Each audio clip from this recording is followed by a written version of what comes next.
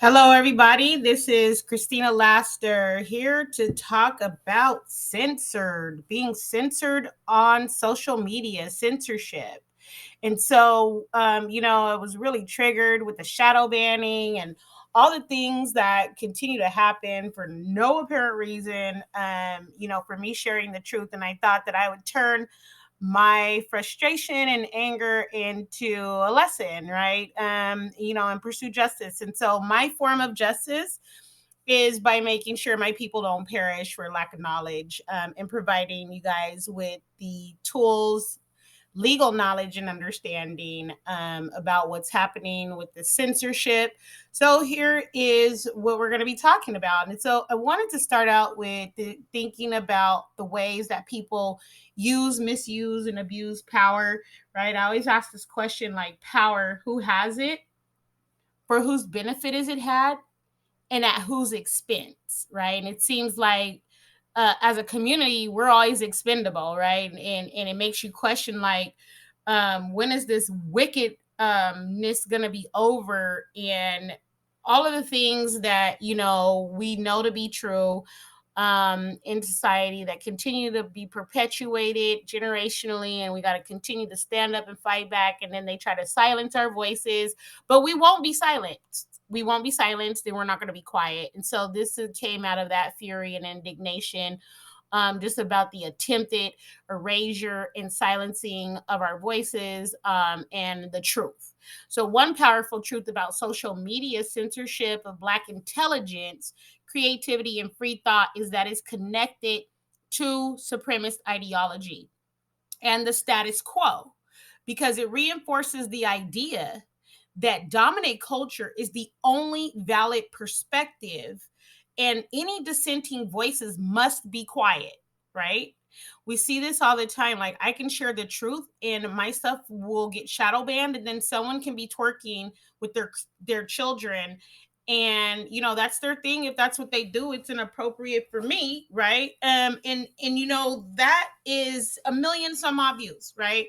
We share biblical truths out of the Hebrew Bible, shut down, or you get limited. And so I don't wake up looking for followers, because as leaders we should just be leading with integrity and having a moral compass, and people will find us. But at the same time, these social media platforms make sure that that's a challenge for us. So when Black people share their experiences of what's happening, with systemic racism, or just calling out aggressive behavior and the violence that continues to be perpetuated against us, or the robbing and looting of our communities and our intelligence, right? We're met with resistance and dismissal. Some people call it gaslighting. I just call it like that's just them. They don't care, right? And so this form of censorship, it is a form of censorship and attempted silencing, or really trying to shut our voices up, and the truth up, because it limits the expression of our ideas and perspectives, and it reinforces their white ethno centric ideas and perspectives, which I call the status quo, dominant culture, white supremacy, call it what you want to, right? The truth is the truth, and it needs to be addressed from a perspective of the truth without the fear of reprisal every time we speak the truth. But we already knew this was going to happen. So even when you see like Black creators and artists expressing themselves through music, right, and expressing the truth through music in art or literature that directly challenges mainstream narratives, they're often labeled as controversial, right? Or divisive, and their work is censored or marginalized. This behavior coming from the status quo dominant culture reinforces the idea that they again only have the valid perspective, and that any dissenting voices must be silenced. And so when you think of both situations, right, like the social media censorship of Black intelligence, creativity, and free thought, perpetuating the status quo of white supremacy, so does this situation with art and music that challenges mainstream ideas of what we should be creating. Because one thought that white supremacists hold, whether they believe this about themselves or not, is that they control our minds, bodies, and souls, our movement, our to and from, the way that we think, talk, and act. And, it goes from assimilation to acculturation, where, first we're forced to assimilate, then those become a part of who we are if we're not careful. And we teach these things to our children, and then they go out and they defend the dominant culture, right, and the status quo. So we got to be careful about the perpetuation of the status quo, white supremacy, and not letting them limit the expression of, multiple perspectives. They want to continue to reinforce the dominance of the mainstream culture. And America was created, if you're not aware, as a Eurocentric ethno state. So, when you think of colonizations or people setting up kingdoms, of course they're going to reinforce and perpetuate their ideas, perspectives, and, what they believe to be true. And they do it without any pause, right? Without even flinching. And so it's a constant fight. It's a constant fight to continue to tell the truth. And we've, continued to persist in our justice pursuits, and we're going to continue to do that. We definitely are not going to sit there and just let them oppress us and tell us, and so believe a lie, right? Believe this, what we told you about you. Like, how are you going to tell me something about me? But we're going to be getting into more of the meaning of censorship and what this all means. And, this is a powerful truth that needs to be acknowledged and addressed. Okay. And so, the social media censorship of, again, Black intelligence, creativity, and free thought perpetuates legal inequities. I told you I was going to turn my indignation into a lesson, right? And give you the understanding of how this perpetuates legal inequities. So, this is one of the ways it reinforces the idea that dominant culture has the right to speak freely, while Black people are not granted the same value or respect. This creates a power imbalance. Remember, power being asking that question: who has it, for whose benefit is it had, and at whose expense, right? And so the power imbalance that's reflected in the legal system, where the voices and perspectives of Black people are often marginalized and ignored. One example of that is, when we speak out about police brutality or other forms of systemic racism, the over incarceration or mass incarceration of our men, right? We're often met with resistance and disbelief, right? How can you always disbelieve the data? Right? It's almost like they don't want to, when we start talking about our DNA and our heritage, oh no, that's not true. That's a conspiracy, but you use it every day in courtrooms across this nation. So if you're going to debunk, what we're saying about our heritage through DNA, then why is it usable when you need to have a trial and an expert that's talking about that? And so, this is just cyclical and wicked. So we just got to be aware, right? And maintain the truth in all circumstances, right? And so there we are going to be met with resistance and disbelief, but that's okay, because that's who they are, right? This is because our experiences are not seen as valid or legitimate by those in power. They don't want to give away any of their power. They've been able to maintain and gain power through colonization, lying, looting, stealing, robbing, all kind of stuff. And so when we think about the use of social media, at the rise of technology and the escalation of which technology, or the frequency of which technology is used, now the control mechanisms are seen throughout, the various social platforms, and you see a list of them right there. And so, those experiences are not seen as valid or legitimate by those in power, who are often members of the dominant culture, right? The lack of respect for our voices and perspectives can lead to legal inequities, like policing, unequal sentencing, mass incarceration, the over and disproportionate punishing of our children in school, even, or either ignoring and neglecting our children's voices when they're in school and they're saying, hey, I need help, or I'm not feeling well, and all kinds of just wicked, evil stuff.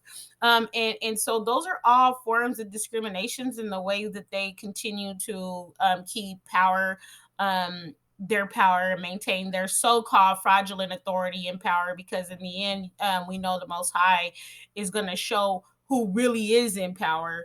And so we just await that and pray that happens swiftly.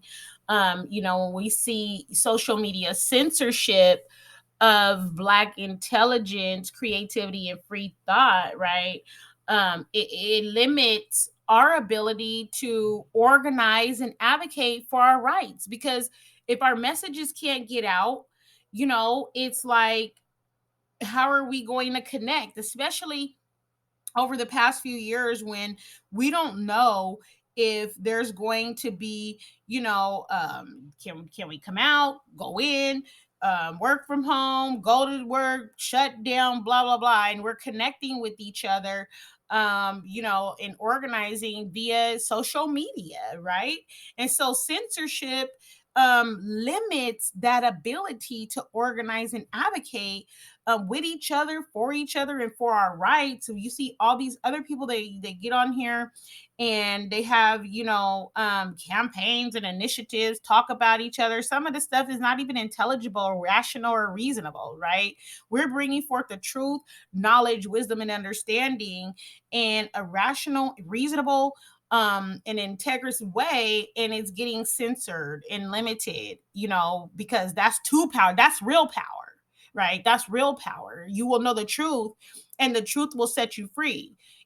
Freeing people that have a lack of knowledge by giving them knowledge, right? And so we see how that censorship works, and it makes it harder for Black people to hold those in power accountable for their actions and receive right, just, and fair responses. Because, if you say the wrong thing, or if you post the wrong picture, like, I'm going to give an example. I went to the Library of Congress, and there was some pictures and information right in front of DC, right in front of, it was like a march or a parade or something. And it had Ku Klux Klan and KKK on there. I shared the picture directly from the Library of Congress.gov. And my account was violated for 35 days. Okay. And I was like, I didn't say anything. I didn't threaten anybody. They said I broke community standards. And I was like, but you guys are probably still having the Library of Congress on their Facebook page didn't get shut down, but mine's did. And so it's stuff like that it's just on purpose. Every single time that there is a situation with children in schools, because that's what I do, for those of you who don't know me, is that I pursue justice when our children are mistreated in schools, discriminated against blatantly, right? These people know what they're doing. And so I pursue justice for the children, because they don't have a voice. And when they do try to use their voice, people aren't listening, like I said. And so what typically happens in those situations is that I'm sharing something, and guess what? It doesn't get out, right? Like, it's like not even visible, as if I never posted. And then maybe a month later, all of a sudden they'll free it so people can see it. So that's just the way that it happens. And there's just a lot of hypocrisy in it. Just with regards The fourth challenge is to take back our streets from crime, gangs, and drugs. And we have actually been making progress on this count as a nation, because of what local law enforcement officials are doing, because of what citizens and neighborhood patrols are doing. We're making some progress. Much of it is related to the initiative called community policing, because we have finally gotten more police officers on the street. That was one of the goals that the president had when he pushed the crime bill that was passed in 1994. He promised 100,000 police. We're moving in that direction, but we can see it already makes a difference. Because if we have more police interacting with people, having them on the streets, we can prevent crimes. We can prevent petty crimes from turning into something worse. But we also have to have an organized effort against gangs. Just as in a previous generation we had an organized effort against the mob. We need to take these people on. They are often connected to big drug cartels. They are not just gangs of kids anymore. They are often the kinds of kids that are called super predators. No conscience, no empathy. We can talk about why they ended up that way, but first we have to bring them to heel. And the president has asked the FBI to launch a very concerted effort against gangs everywhere. In addition to that, he has appointed a new drug czar. You probably saw him Tuesday night. He's one of the most distinguished active military generals that we have in our to her husband. The fourth challenge is to take back our streets from crime, gangs, and drugs. And we have actually... What happened to that one? Let's go this one. He's going to concede what he said. Some police, 6, I believe, were indicted for the death of this unarmed black man. And this has happened several times in the United States. You know, National Guard was brought out twice in 1 month. Hillary gave a speech recently, and she decried the number of young black people in jail, the over-incarceration. And it did sort of happen in your time, the 3 strikes and you're out. Is she moving legitimately away from your policy? Do you agree with that? No, absolutely. Well, first of all, let's go back and look at the whole fact. My criminal justice initiative was to put 100,000 more police on the street, create more positive activities for young people, ban assault weapons, and limit the magazine size, pass the Brady bill. And the Republicans basically wanted to emphasize 3 strikes, you're out and all that, but I wanted to pass a bill, and so I did go along with it.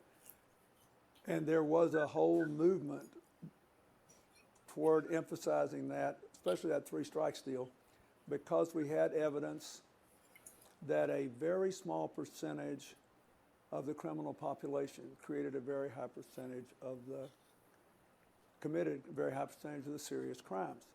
The problem is, the way it was written and implemented is we cast too wide a net, we have too many people in prison. And we wound up putting so many people in prison that there wasn't enough money left to educate them, train them for new jobs, and increase the chances when they came out that they could live productive lives. So I think one of the most hopeful things that's happened in American life is this broad-based, I mean, going from conservative Republicans to liberal Democrats and people in between saying, there's too many people in jail, we're not doing enough to rehabilitate the ones we can rehabilitate, we're wasting too much money locking people up that don't need to be there. And I strongly support what she's doing, and I think any policy that was adopted when I was president in federal law that contributed to it should be changed. Baltimore has been on everybody's... And so, you know, there you have it right there, but it's like... The fourth challenge is to take back our streets from crime, gangs, and drugs. And we have actually been making progress on this count as a nation.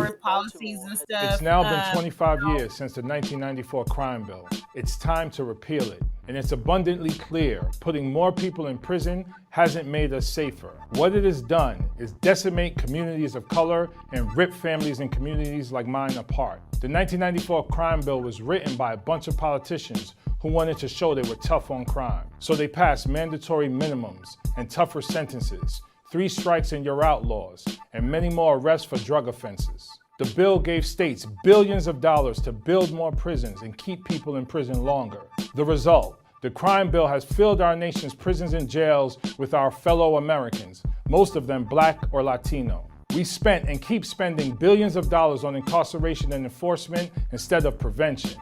In the 1990s, politicians, Democrats and Republicans literally supported cuts to welfare and social services while building more prisons as a response to poverty and disinvestment in communities of color. We're still living with the consequences today. We were building more prisons at a time when we needed better schools, libraries, and community centers in places like the Bronx, Yonkers, and Mount Vernon. It was just a few years after the Central Park 5 case. I was a teenager, and as a young black man living in New York, I remember very well when Donald Trump bought full-page ads in the city's newspaper calling for the death penalty for my young brothers. I've been an educator for the last 20 years and a principal in the Northeast Bronx for the past 10 years, and I'm running for Congress in New York's 16th District. My opponent, Eliot Engel, helped pass the 1994 crime bill. The American people want a crime bill. The American people are fed up with the proliferation of guns on our streets. The American people understand that we need to put more cops on the beat, build more prisons, and at the same time, give our youth, particularly our inner city youth, a chance. It's not pork, Mr. Speaker. It's just plain good common sense. It's definitely time to repeal it. For over a decade, I've worked directly with the people most impacted by mass incarceration. As an educator and principal, you see the impact on children and their families every day. How can you concentrate in school when your father, sister, aunt, or brother is locked up because they can't afford bail? How can you focus on learning when you have to walk through metal detectors and when there are more police officers in your school than guidance counselors? Can a child truly thrive when her school resembles a police state? One of the things the 94 crime bill did was put more police officers in schools, directly funding what's known as the school-to-prison pipeline. Black and brown families were over-policed in our communities, and now they're over-policed in our schools too. That's why I decided to open up my own school and do things differently. The Cornerstone Academy for Social Action is a middle school in the North Bronx, located in a historically oppressed community that's been impacted by racist policies like redlining, disinvestment, and the 94 crime bill. We are a restorative justice school that educates the whole child. We guide them toward becoming transformative agents of change in their own communities. We have conquered the school-to-prison pipeline. I'm proud of what we have done, but CASA is just the beginning. It's just one school in one neighborhood. If we want to cure our addiction to neglect and torture, we have to start at the top. We can't rely on the same politicians who created our broken criminal justice system to be the ones to fix it. Those closest to the pain should be closest to the power. We need leadership that reflects our communities and our experiences. The kids and families I work with every day in our public schools need resources and opportunities to thrive. That means health care, housing, good paying jobs, and places to play and develop. More police and lengthy sentences are not the solution. Close a jail, build a school. It's time to usher in a new generation of leadership. We need Democrats in Washington who will fight for schools and education, not jails and incarceration. Join the movement and spread the word. Change is coming to New York 16. My name is Jamal Bowman, and that's why I'm running for Congress.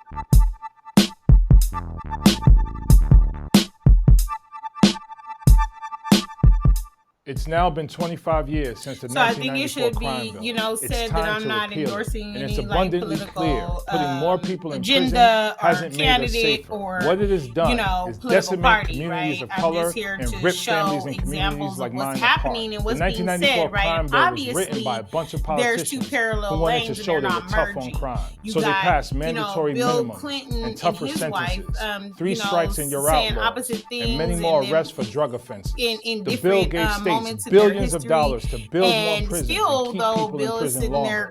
The result, the crime bill has filled our nation's nothing ever happened to us, right? Like they didn't perpetuate these harms. Like you could see through his body language, he's sitting back. It's now been right? 25 years. He's calm about it, and so that type of behavior continues to perpetuate the white ethno-state dominate culture's power and authority, from slavery to convict leasing to mass incarceration to the attempted erasure and annihilation of our Black men and boys, and all kinds of stuff that they continue to do, the policing of our bodies, and our intellect, and censorship is all a part of that.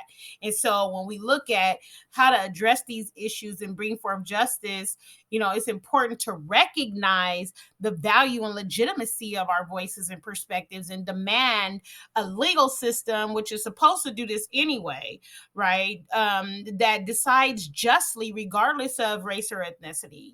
We can't be afraid or silenced when challenging the white ethno-state dominate culture's narrative, and must continue to speak up, especially because they're trying to tell us to be silent. They're trying to censor us through various mechanisms and get their narratives out there, right? And so we have historically, faced marginalization, disparate treatment, and silencing. Silencing is one of those things you get, where people have the freedom of speech, the First Amendment that is guaranteed to white people. But when we speak up and say the truth, they have, just a confederacy of coalition, whatever they want to call it, council, a wicked coalition of people that are working against us, and social media is playing a big role in that, right? They're playing a big role in that and perpetuating those harmful narratives. And I don't care how fair any of them say they are, or what kind of diversity, equity, and inclusion training they got people positioned in. It's not panning out to where us who are telling the biblical Hebrew Bible truth, right, about judgment and justice and righteousness, are able to speak freely. And so, definitely, I think of Daniel when edict was formed that he wasn't supposed to pray to our to the Most High, to our Abba Father, that he went directly into his room, opened up the windows, and got on his knees and prayed. And that's the kind of thing that we constantly need to be doing, versus allowing them to terrorize and torture us through our social media platforms. And so we need to be mindful of that. All right, let's move into just a little bit deeper on this. When we think about hypocrisy, even, right, you heard my brother say, look, how can you have the same people that created these power imbalances and perpetuated this hatred against us? Basically, I'm summarizing, then turn and provide us with justice. It's just not going to happen. That's what you call hypocrisy anyway.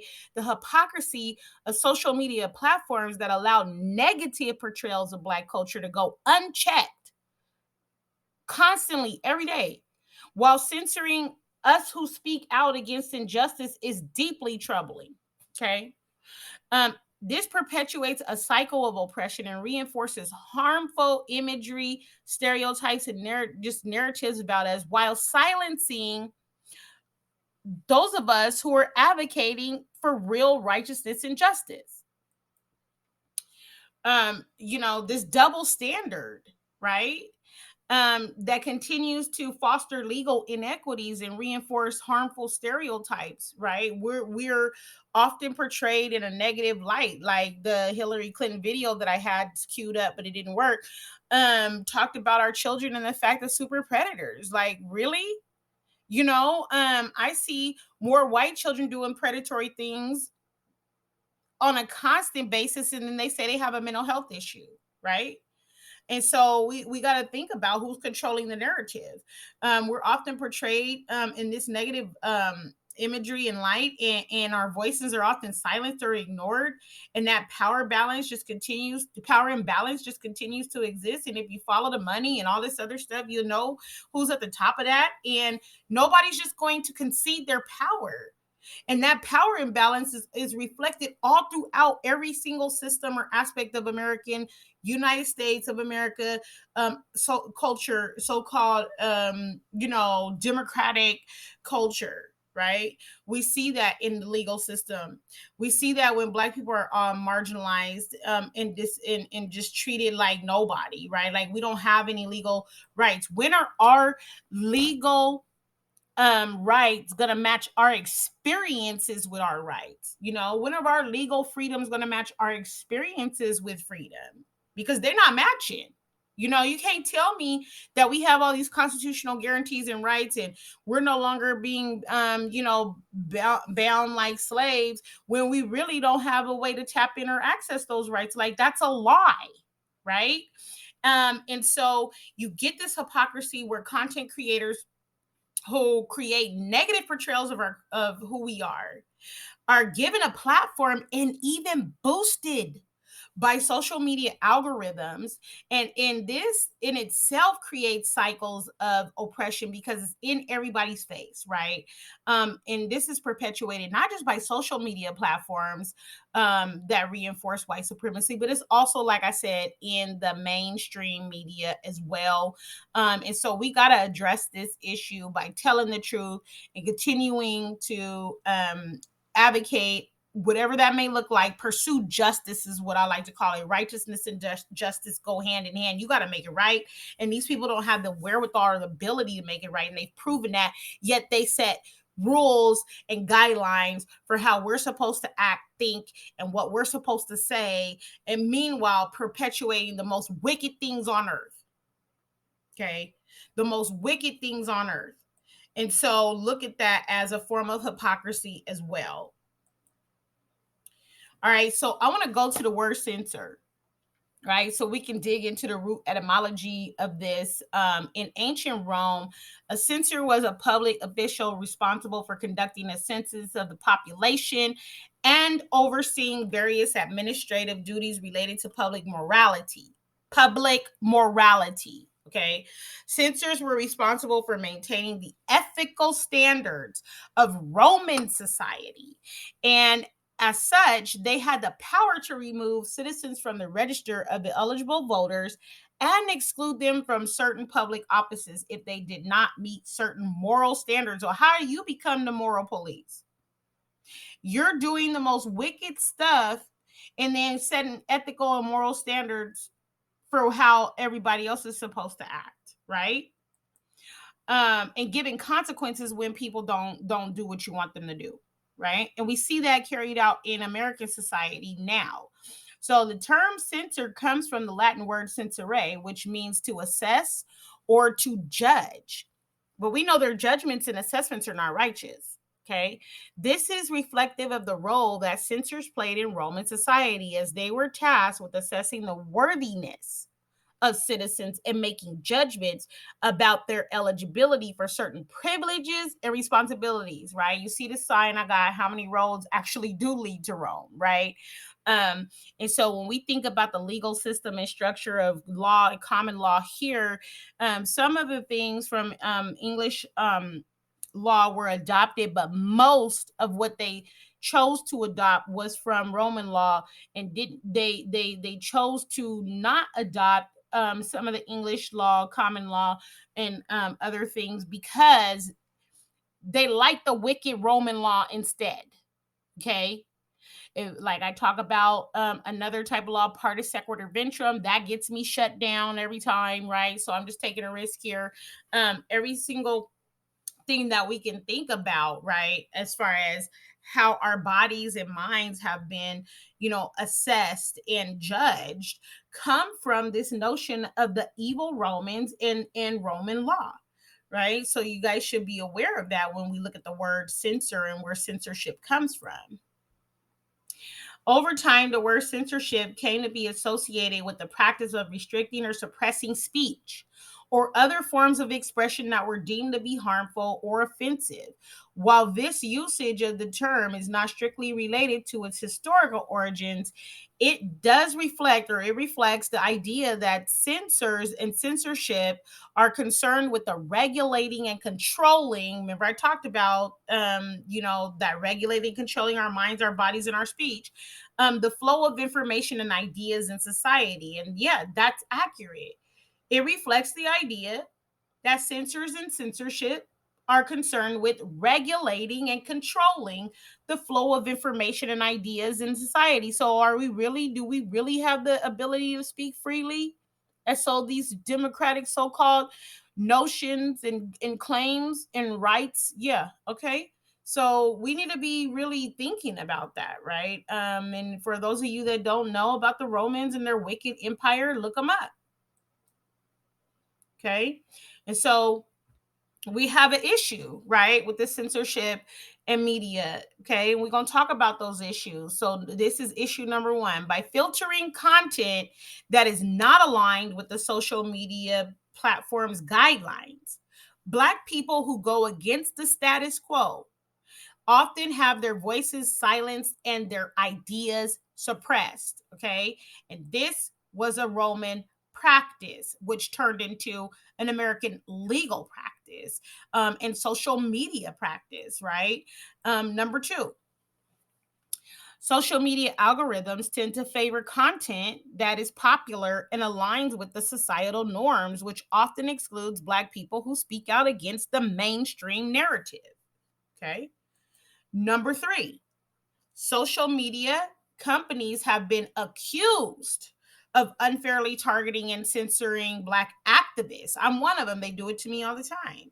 And influencers who are advocating for racial justice and equality, right? So I advocate for righteousness, justice, and equity, right? And just that alone, for children who, people throw out all these terminologies like, oh, we care about all children. Well, if you cared about Black children with the all, why they don't know it then? Any child that you care about is gonna know that you care about them, correct? They're not gonna have to question or wonder or be down and out and in despair over the way that you care about them. And so the children sure don't know it. And if all was supposed to include Black, but it didn't when it was supposed to, I'm going to pursue what's right, just, and equitable, fair for our children. And so that gets me targeted and censored. That gets me targeted and censored. So I get what the issue is, but I'm not going to stop, and neither should you. Disproportionate suspension or banning of accounts of Black individuals compared to non-Black individuals who express similar opinions and content on social media is an example of systemic censorship. So let me explain how that happened to me, and you might be able to connect with this experience. So because I share a lot about law, policy, and code, I was actually sharing about malpractice, right? I was informing the people, which I typically do on my channel, about malpractice. What does it mean? Just giving definitions and etymologies, kind of like how I do now. And this time I just posted, this is the definition of malpractice. I didn't have a video or anything, kind of like the Library of Congress. And they took my post down saying that I violated community standards. Okay. And I want you to just think about that. So I found another post from a man that was a white man, and he was talking about the same thing because I started hashtagging malpractice, right?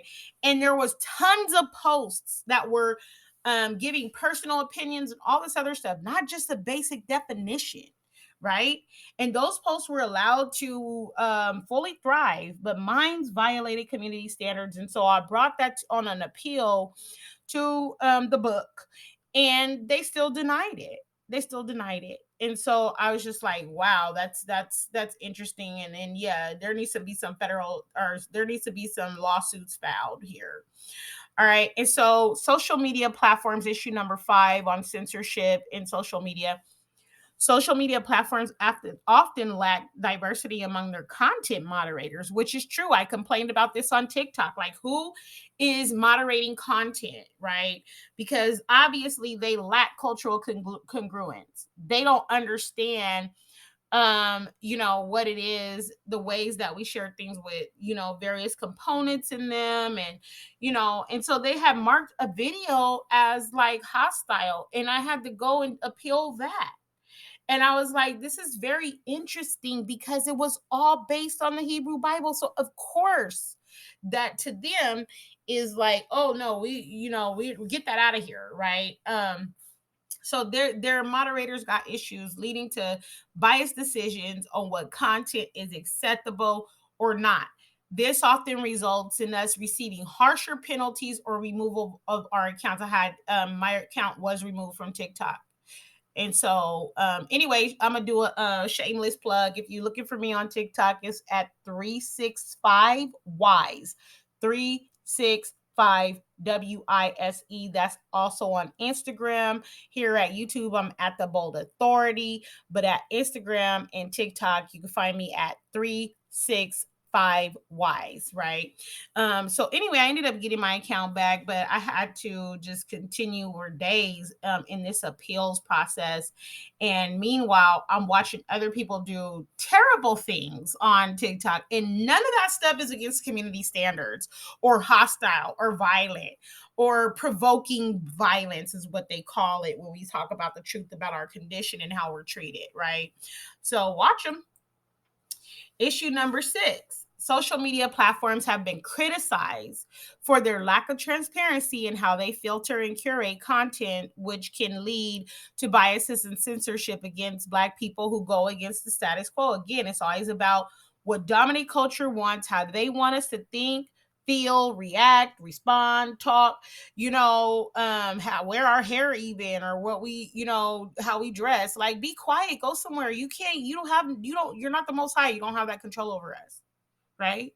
And so we have to have that mentality at all times in order to avoid deception, assimilation, and acculturation. So there are 6 connections between Roman moral law enforcement and white supremacist culture in the U.S. Okay. And I want you guys to see those connections. Okay, so the practice of censorship in the United States, particularly against Black people who go against the status quo, can be seen as an extension of the colonial legacy of Eurocentric morality and cultural superiority imposed on colonized communities. This is similar to the way that Roman censors sought to impose their own moral standards on the diverse population that they governed. Again, this is about supremacy. If you go back and see my other video, I broke down the word supremacy with etymology and definition. And looking at who has the power and authority has nothing to do with righteousness and justice. It's all based on, I just want to dominate you because I feel like it. I'm going to control you and have power and rule over you because I feel like it. And I feel like that's the right thing to do. So you just got to deal with it. Okay. And so go back and watch that. The historical context of slavery and segregation in the U.S. has contributed to the perpetuation of white supremacist ideology that promotes and upholds the notion of racial superiority and inferiority. Censorship, in this sense, is a tool that reinforces the dominant white narrative and silences dissenting voices, particularly those of Black individuals who question the status quo or advocate for equality. So, I was reading the Federalist Paper 10. James Madison was talking about checks and balances. And in the Federalist Paper 10, he talked about embedding within the American system a way to deal with factions. And one of those ways was to either ignore the people that are, dissenting, or give everybody the same thing and let them fight and divide and conquer. So we need to be aware of these rules of engagement and governance structures and these tactics, right? And for those of you that don't know what the Federalist Papers are, they're the papers that essentially formed the United States Constitution and the branches of government, checks and balances, all of that, stuff that you can just YouTube University it, but definitely take some time to research that kind of stuff. So you'll know what their rules of engagement are and how they oppress you. The social and political institutions in the United States, including social media platforms, are often built upon the principles and values of Euro-American civilization. I wouldn't call that civilized, but whatever. This cultural hegemony has, established a normative framework that perceives Black people as outsiders and deviants and threats to social order, right? So then this is where censorship comes in and they justify it. Censorship then becomes a means of maintaining the status quo and repressing those who challenge the dominant narrative. And so because I'm a contrarian and I know that this is why they want to censor me, I'm going to continue to challenge false, deceptive, wicked, lying, murderous, dominant, so-called dominant narratives. Okay. Okay, and here's another way. The legal system in the United States has a history of criminalizing Black voices, right? Think about that. The words that come out of our mouth are criminalized and punished. That's how much power they have. In the beginning, the Most High created the heavens and the earth, right? And the earth was without form and was void, and He spoke into existence by saying, let there be. Okay. And so you have to recognize your authority given by the Most High. I mean, I think about the scripture that says that the kingdom of Yahweh is not of mere talk, but of power, right? And so they criminalize our voices because they want us to shut up, and they want us to stop talking about the truth and stop telling them who they are and who we are. And so it doesn't matter what they think. They're not the moral or legal or just right standard. It's hypocrisy, right? And so dissenting opinions, they criminalize our voices as a way to justify acts of violence and oppression against us. Okay. This is similar to the way that Roman censors had the legal authority to strip citizenship and voting rights from individuals who did not conform to their moral standards. White supremacist culture in the United States often relies on a selective and distorted reading of history. We see that playing out in real time. One that celebrates Western civilization and downplays or erases the contributions and experience of other people groups. Censorship can be seen as a practice that reinforces this kind of historical dishonesty. By suppressing voices that challenge the white supremacist narrative and amplifying voices that celebrate it. We saw that with the Confederates, right? Like, they lost, and we're still celebrated and venerated and honored with statue erection. I mean, what the statues that still exist, and the books is still over there. And so I say that the sons and the daughters and the grandchildren of the Confederate are still in schools, courthouses, doctor's office, providing services to the people they prefer, and discriminating and being wicked towards us. Okay. So check the history. This is why research, inquiry, and understanding and wisdom and discernment is very important. Very important. Like, for you to know and have this information as knowledge, and just pray. Like, when you wake up, like, I need wisdom. I just need wisdom to avoid this. But these are all part of the wicked Roman Empire that was now a part of the white supremacist United States of America. The legacy of Roman law enforcement and the use of censorship as a tool of social control has been adopted and adapted by many European and American institutions throughout history. From schools to churches, y'all. From schools to churches.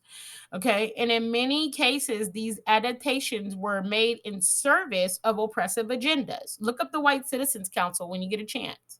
I just want you to look it up and see how aligned they were with government agendas and political ideations and agendas, right? And look at and compare, just do this for yourself and do a comparative analysis of how you see things are being carried out today. And you tell me, come back and comment in this chat if you don't believe that the White Citizens Council is still full and alive and thriving, but they just don't call themselves that per se. And don't get it twisted, because the South was not the only ones that perpetuated this kind of stuff. The North did it too. And the white liberal progressives and the conservatives alike are all upholding this wicked system of injustice. Because if you don't have one party that could just do it on their own, that's a big deception. They're all upholding it. All of them. Because it benefits their privilege, resources, land, money, power, all of that. Okay. I just want you to think about that, right? When people say, oh no, I'm against that, and I'm coming out here to fight the good fight. No. What did you give up? Right? Because I know what I have to give up just to tell y'all this truth tonight, right? This doesn't come without attack. Just to let y'all know, for those of us that are on YouTube telling you guys the truth, this doesn't come without an attack. So be in prayer and support us so that we can continue to do this for y'all. But this does not come without an attack. I will tell you that.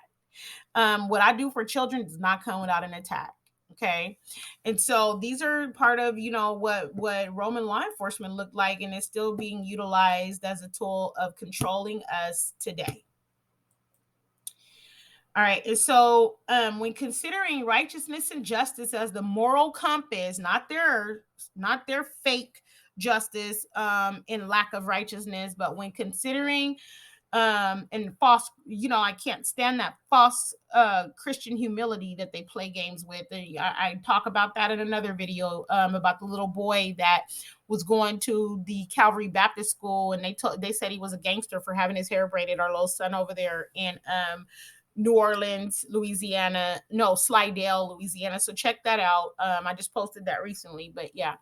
When considering righteousness and justice as the moral compass, the practice of censorship, particularly as it pertains to suppression of Black voices in the United States, are hypocritical. So we've already determined that, right?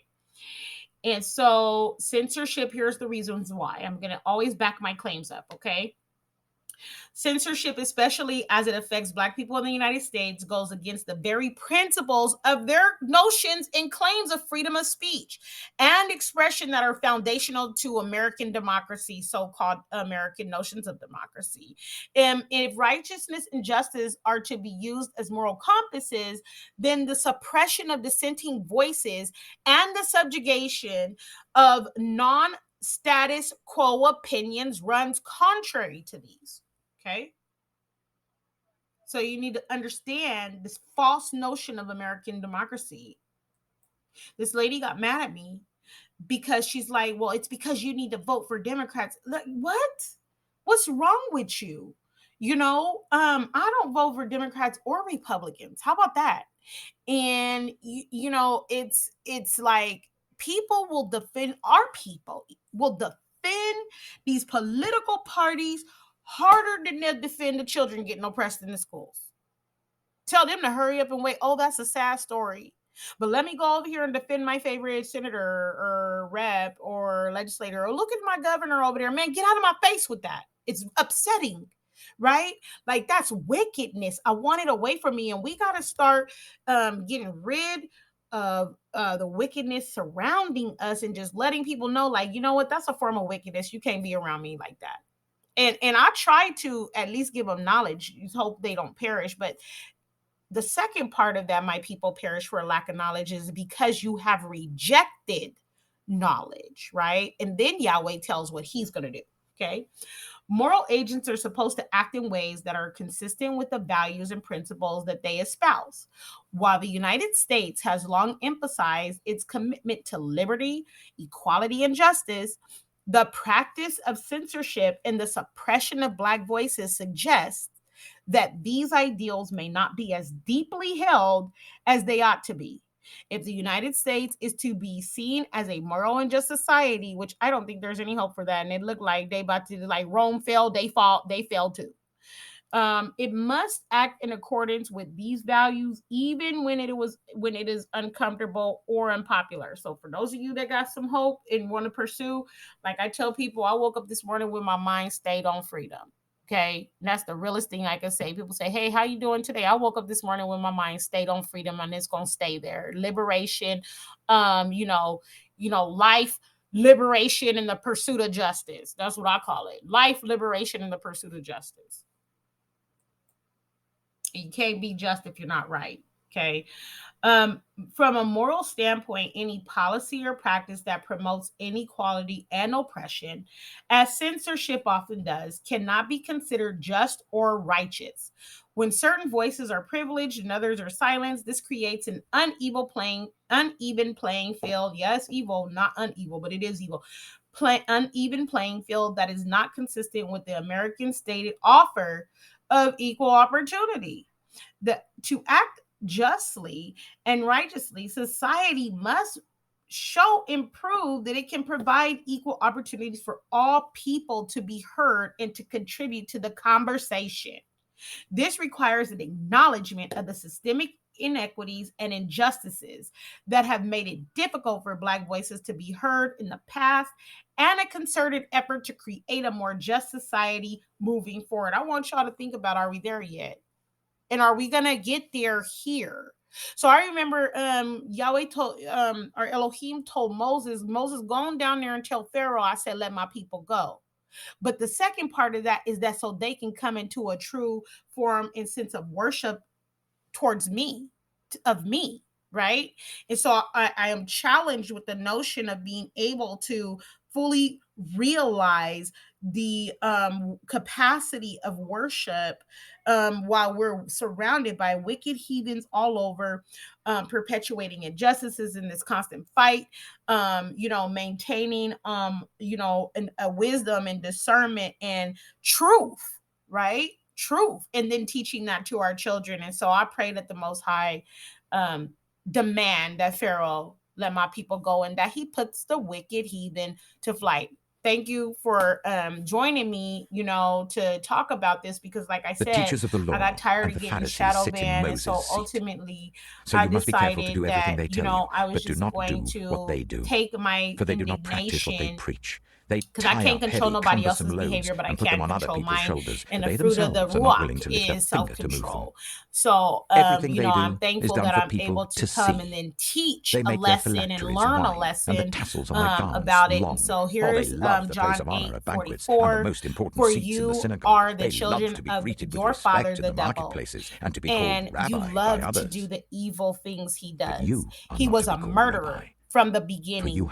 He has always hated the truth because there is no truth in him. When he lies, it is consistent with his character, for he is a liar and the father of lies. Okay, so I need you guys to understand there is no truth in these people. You're looking for a half truth. They talk about little white lies. People are looking for that glimmer of hope. No, come from the direction that there is no truth in them. Teachers of the law and Pharisees. Okay, and we see it clearly. You shut the door of the kingdom of heaven in people's faces. You yourselves do not enter, nor will you let those enter who are your trying body, to. your soul, your spirit. Woe to you, pray teachers that of the law and from Pharisees, within and you without, hypocrites. and that nothing You travel over land and sea to win a single convert, undo and when the you've truth, succeeded, that you make cares them of twice life as much and a all of that child stuff of won't hell carry it as away. you are. And Woe nothing to will you, pluck it out, but blind that guides. you would be You say, fortified. if anyone swears by the temple, it means nothing. Always. But anyone who swears by the May the gold Most of High the bless temple is you and keep bound you, by and may that He oath. cause His face to shine upon fools. you and give you Which is peace and greater, strength. the gold I pray that or the everything goes temple well that with you makes for the the rest gold of your sacred? week. Shalom. You also say,